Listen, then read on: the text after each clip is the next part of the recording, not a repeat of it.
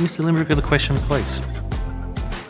Thank you, President. My question is for the Minister for Equality.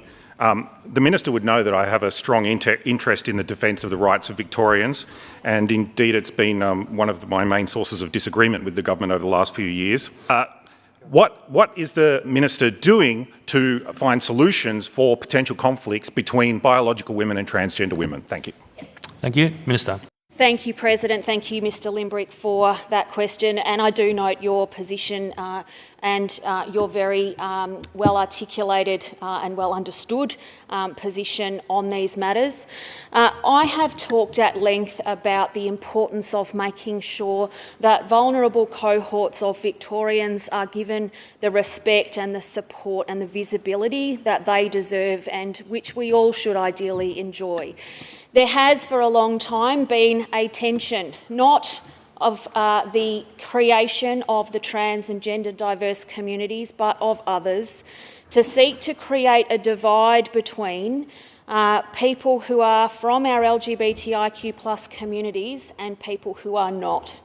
And it's a really dangerous distinction, to my mind, to be drawing, not just because what it does do is perhaps permit or encourage the stigma that we as LGBTIQ+ people live with, but also to seek to excuse conversations in the name of civilised debate or different views that are at their heart about saying that one particular group within our communities should have lesser rights to participate in a range of activities that we all take for granted. For example, being able to apply for a job and actually get it without your gender or gender identity or sexuality being part of a decision not to employ you.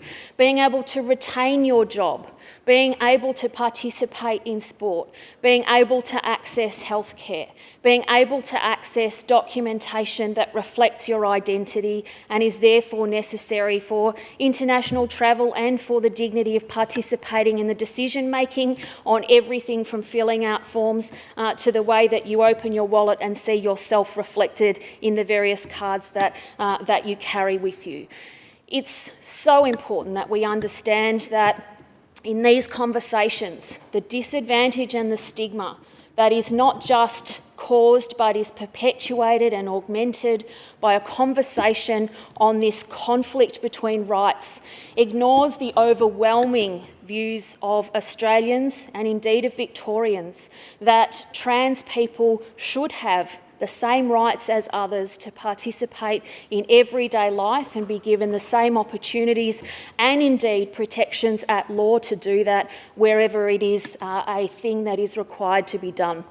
Again, really importantly, I want to see that any conversations about trans rights are done in a way that actually recognises the damage that they cause and recognises the desire for trans people simply to be able to live in the same way as everybody else. Mr Limbrick, supplementary. Thank you, President, and I thank the Minister for her answer. It's sounded to me from your answer, and I don't want to put words in your mouth, that you don't see that there is a conflict because to my mind, it looks like there may be situations where there are conflicts where the government may need to look for solutions on how to manage and deal with those conflicts. Minister. Thank you, President. The nature of conflict in this particular issue, to my mind, and indeed as articulated by this government and by a range of other people, not just in Victoria but around Australia and the world, is that this conflict arises because there are people and organisations and groups, none of which I will name here, who think that trans rights should be able to be compromised because others feel uncomfortable. That is a conflict, to my mind, that is a contrivance, that is in fact something that seeks to excuse an argument, to denigrate, to weaponise against and to cause or perpetuate discrimination or stigma in the name of the idea of robust debate, a difference of views. The conflict does not come from the trans community. The conflict comes because people view the trans community as somehow different in a way that should enable them to be treated differently. Being a Libertarian is sometimes described as like being the only sober person in the car and no one will let you drive. The government is driving us into the dark.